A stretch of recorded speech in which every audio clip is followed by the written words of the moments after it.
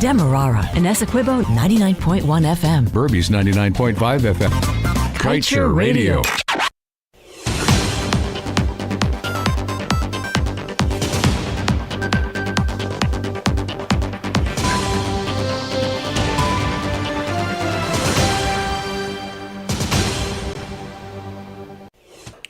Good afternoon. Welcome to your main newscast for today, Thursday.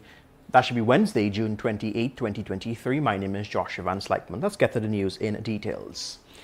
Amid a downpour of criticism from Guyanese and international organization on the oppressive oil contract signed between the government and the ExxonMobil-led consortium in 2016, the minister who attached his signature to the deal went silent. Almost 7 years after signing the contract, former Minister Raphael Trotman admits that he made a mistake by heeding to the advice of Exxon to stay quiet on the production sharing agreement. He now contends that the lopsided agreement can be renegotiated.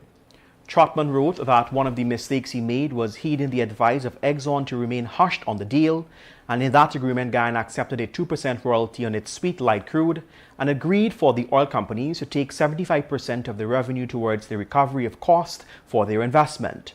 The remaining 25% is then shared equally between the parties, guaranteeing Guyana a 12.5% share. When Trotman signed the PSA, he also agreed to waive all taxes for the oil companies, forfeiting billions of US dollars in revenue for the country. Get the full details in today's Kaieteur News. And amid growing concerns about sexual abuse by teenage girls at the hands of public officials, another young woman has come forward to share harrowing details about how she was allegedly raped and sexually exploited by a government official who had promised her the position of Regional Executive Officer of Region 2 Administration. The woman has since contacted law firm Dexter Todd and Associates and will be filing an official report to the Guyana Police Force. The young woman in a statement said that she met the alleged perpetrator in 2020 when he was a member of the PPP youth group. She explained that she was interested in joining the party's group. She shared during the first time meeting that the accused it was over dinner when they had a professional interaction, but added that some of his actions that evening was quote-unquote just strange. Again, the full details of this story can be read in today's Kaieteur News. In other news, Vice President Dr. Bharat Jagdeo recently confirmed that the fiscal regime outlined in the Petroleum Activities Bill 2023 will not apply to the ExxonMobil-operated Stabroek block. Outside of that, the oil major will have to pay by all other regulatory rules once the new legislation is passed. The proposed law has several new fiscal demands which will govern new blocks to be awarded in the country's first auction of 14 concessions. The bill states that the holder of the petroleum exploration license would have to pay the government rental fees in respect of their exploration or appraisal period. The amount of the rental would be specified in the petroleum agreement. The government has said that this would be the amount of $1 million US for the time being. The bill states that rental would be paid annually on the effective date of petroleum exploration license and on the anniversary date so long as the license remains in force. In other news, the Office of the Director of Public Prosecutions in Tuesday said that all cases handed to it for advice are given due legal attention. The statement by the DPP's office followed protests over the alleged rape by Minister of Local Government and Regional Development Nigel Darmlal. Crime Chief Wendell Blanham last week said that the file on the alleged rape of the 16-year-old indigenous girl by the minister was sent to the DPP Shalimir Ali Haq on June 22nd for legal advice. Since then, several groups, including the PNCR and the Amerindians People's Association, have protested for a speedy return of the file.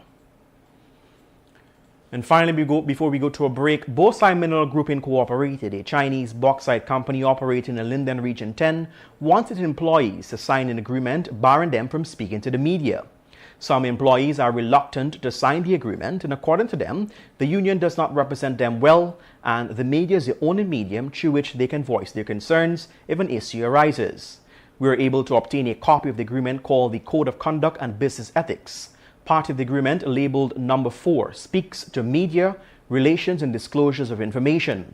According to this section, only the General Manager, the Community Relations Officer, and the Industrial Relations Officer are allowed to speak on the company's behalf. And we will return with more news after the break. Stay with us.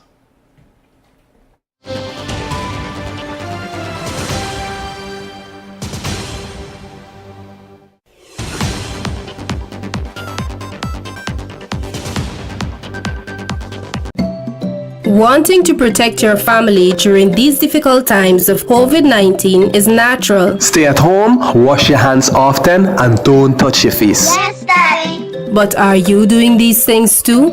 And do you practice social distancing? Do you keep 3 to 6 feet away when you're shopping? Or at least stay an arm's length away in the supermarket? Remember, children learn from adults. So if you're not obeying the precautions, neither will they. We have to work towards the new normal together to keep our families safe and protected. Be part of the solution, don't add to the problem. Teach by example and do the right things. A message from the Child Care and Protection Agency, Ministry of Human Services and Social Security, and UNICEF. This is GHK Lal inviting you to join me weekdays from Monday to Friday on the National Outlook for commentary on a range of issues. Immediately after the 12 noon and 7 p.m. newscasts on Kaieteur Radio at 99.1 FM and 99.5 FM. Looking forward to you sharing in the conversation.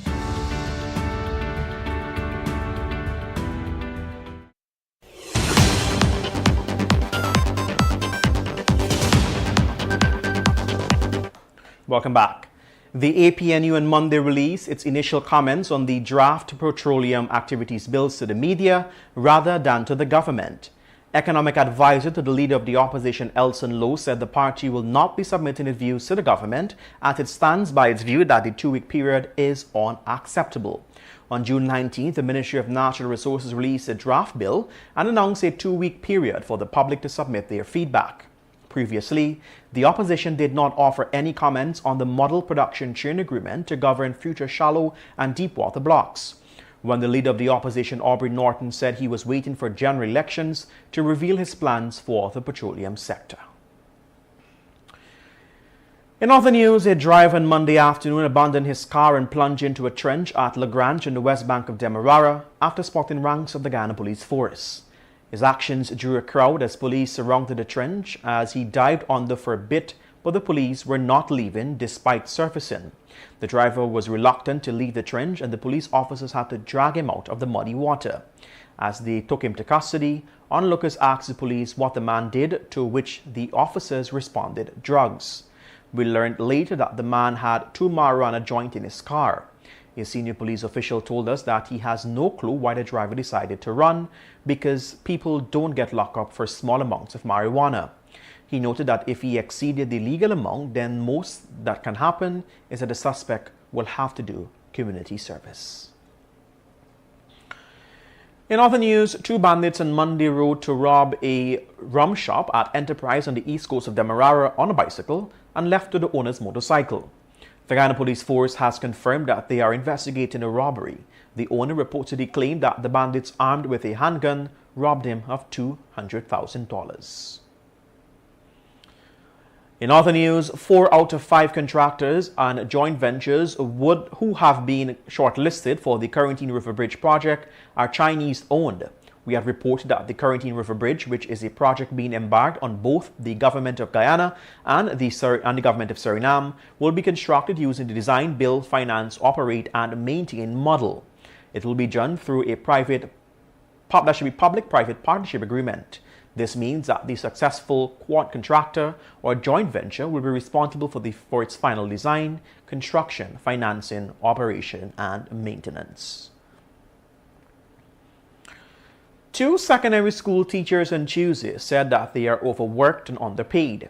The teachers said they have been waiting for a long time to receive salaries they deserve, but all they have gotten are empty promises. Andrea Haynes, a math teacher at St. John's College, said that being a certified educator with a university degree, the wage he is being paid is not enough to cover his monthly expenses. Adding to his woes of surviving on a low salary, Haynes said the cost of living in the country is too high, and even a discount card given to him and other teachers by the government in 2021 is useless because none of the supermarkets recognize it. We understand that the ministry had promised to send teachers a list of business places that would accept the discount card, but they never did.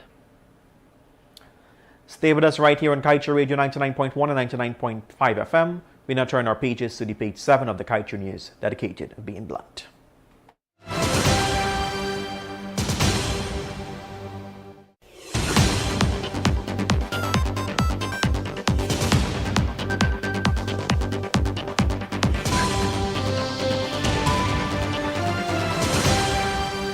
Today's blunt is titled, New EITI Rules Mean Greater Disclosure on Stabroek Block Projects.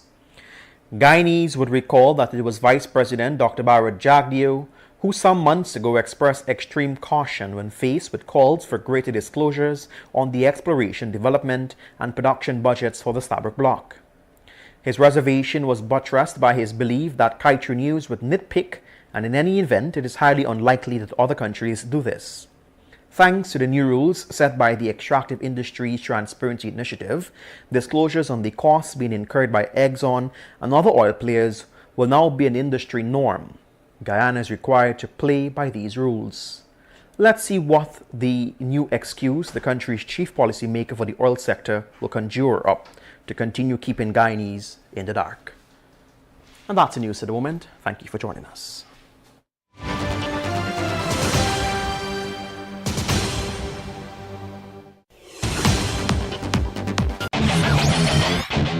Want value for your advertising dollar? Then place your ads on Kaieteur Radio's Newscasts. Streamed live on 6 different mediums, reaching hundreds of thousands. Advertise today and watch your dollar grow. Call us on 225-8465 or 226-8210 today.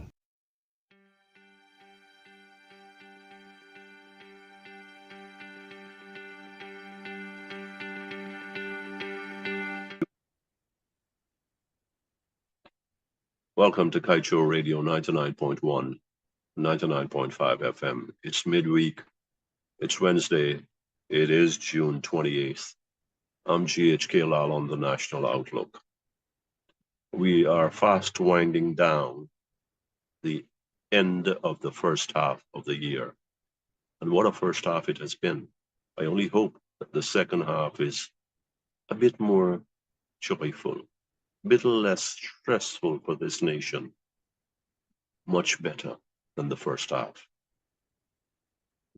If you can't obey our laws, don't come to Guyana.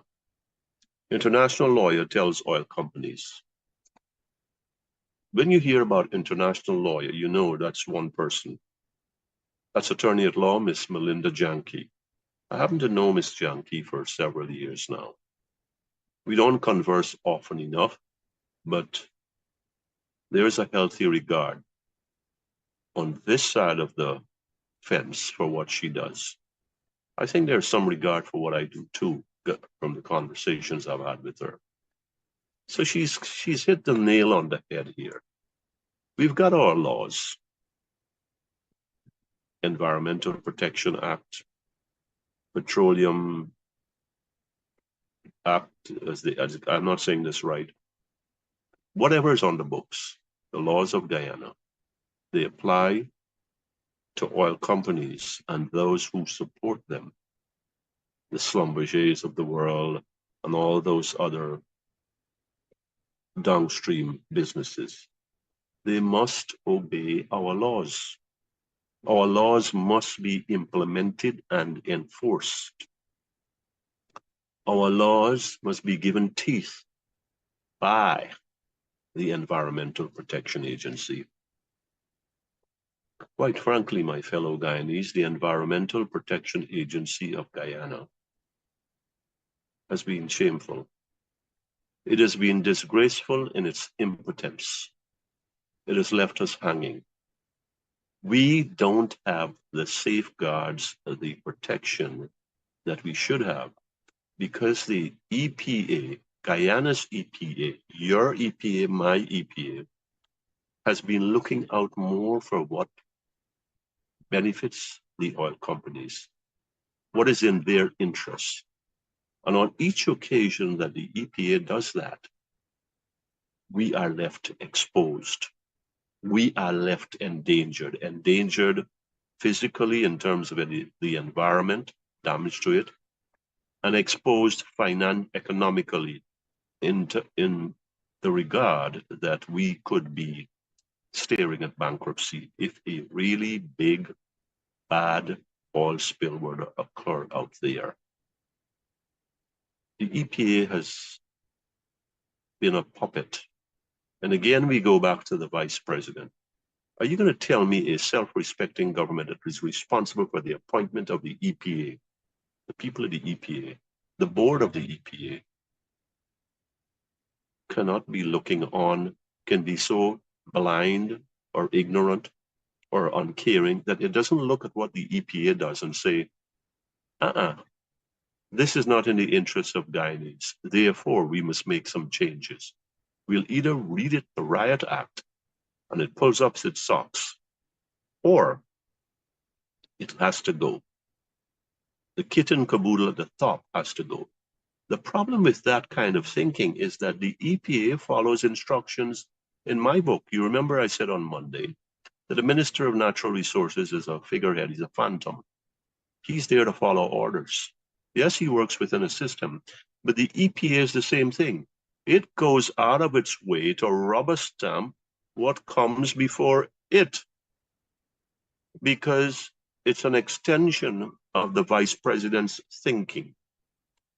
It doesn't stand up as a neutral, independent public service body, and that's to our detriment. That is to our detriment, and that's what Melinda Janke is saying. The EPA has been lax in fulfilling its responsibilities in terms of the implementation of our laws as they apply to our environment, as they apply to our welfare. Environmental impact assessments. Every time I open the paper, the Guyana's EPA says that we don't need one. How could that be? Who could ever believe that something like this would occur? Is this Guyana's EPA or Exxon's protection agency? It always seems to be looking out for Exxon, for the oil companies, for the companies that support Exxon. You remember Schlumberger? Oh, you don't have to remember much more, but there we are. There we are.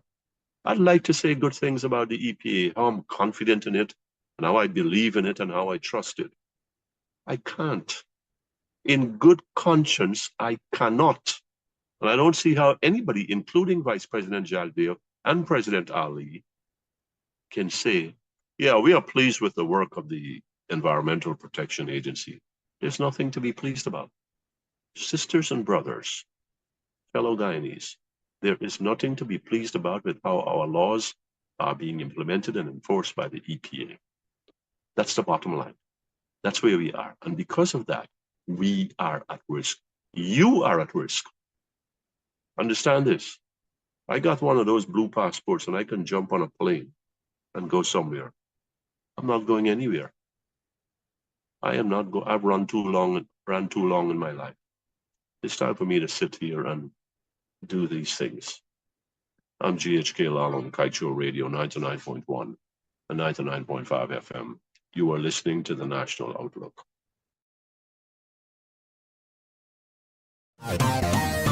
Kaieteur Radio, keeping you informed. Demerara and Essequibo 99.1 FM. Berbice 99.5 FM. Kaieteur Radio.